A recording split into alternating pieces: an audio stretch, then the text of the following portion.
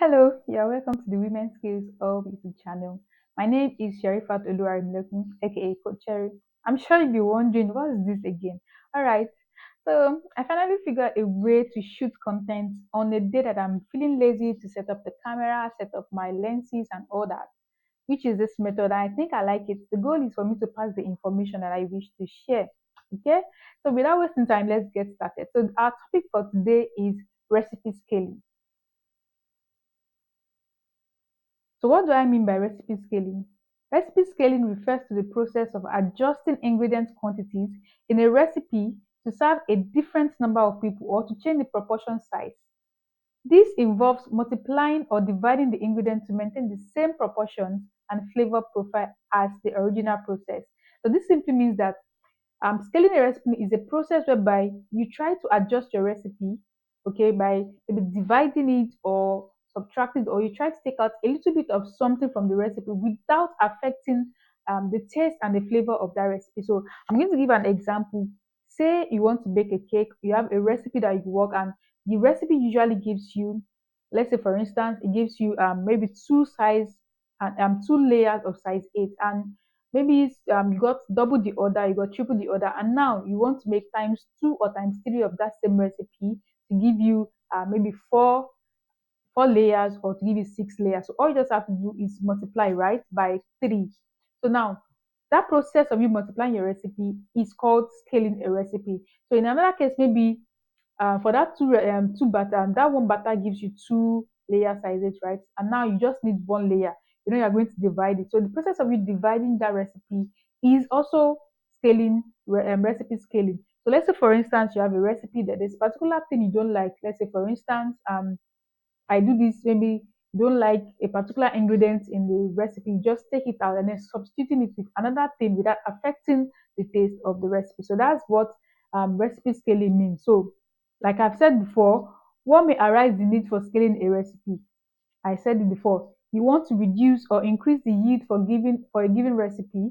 Okay, you want to replace or eradicate a particular recipe to suit a dietary requirement or preference. All right, so those are the two major reasons why you may want to scale a recipe. So how do you go about scaling your recipe? Now I know of two methods. If you think there are more, please let me know in the comments. One is using a recipe calculator. This is a calculator or an app that is designed specifically to help you convert your recipe to however way you want to. In some cases, the one that I've used is percentage. So I give it the percentage of my recipe, and then it goes ahead to help me, convert. All right. Then the second method is manual calculation, which I'm going to be doing in this video. And to do the manual calculation, just have to, okay, let's begin with the manual calculation for increasing and decreasing the yield of a particular recipe. So I'm going to be using my pop-up recipe as a case study. So over here, you can see that I have a table, okay? And in this table, you can see that I divided into 3 rows, okay? So you can see here my ingredients. I said this butter is going to give me 15 small size puff puff, okay? So, and over here I have flour, 1 cup. I have milk, half TBSP. So if you are reading a recipe and you see something like half TBSP, this simply means half a tablespoon. Okay, TBSP is tablespoon. So I have here sugar, 3 TBSP. I have nutmeg, half TSP. TSP in recipe means teaspoon. So this means that I need half a teaspoon. Yeast is half TBSP. Salt is 1/4 TSP. That's a quarter of a TSP. Water, half cup. I'll be making another video showing us what those measuring cups and spoons look like. Okay, we're doing another video where I'll be showing you how to make use of your spoon, your cup, and also your measuring scale. Okay, so let's just get back to this video. So now this recipe will give me 15, right? So what happens if I need 30 pieces? All I just have to do is to multiply all the recipes I have here times 2. If I need 60, all I have to do is to multiply this by 4. Do you understand? So now let's focus on making smaller version. Now there are some cases maybe we want to make probably um 18 pieces or 17 pieces or even 20 pieces. So how do you go about it? So now we are going to look at half the batter. Half the batter of this purple should give me and a half. Okay, so but I'm going to say 7 because in some cases some batter might end up spilling or even sticking to the bowl. So let's say I need, maybe I'm just craving pop pop at home. Okay, I'm just and I can't eat more than maybe 4 or 5. So what do I do? All I just have to do is to divide all my ingredients by half. As you can see here, before I said we need 1 cup of flour, so half of it is going to be half cup, and over here I have half TSP for my milk, and here I have 3 tablespoons. I have 1.5 tablespoon. Now 1 tablespoon equals to 3 TSP. That is, 1 tablespoon will give you 3 teaspoon. Okay, so I divided it, I have 4.5 TSP. That is 1 tablespoon and a half will give me 4.5 TSP rather. Then I have here for half TSP, I have 3 over 4 TSP, I have 1 over 8 TSP, and I have 1 over 4 TSP.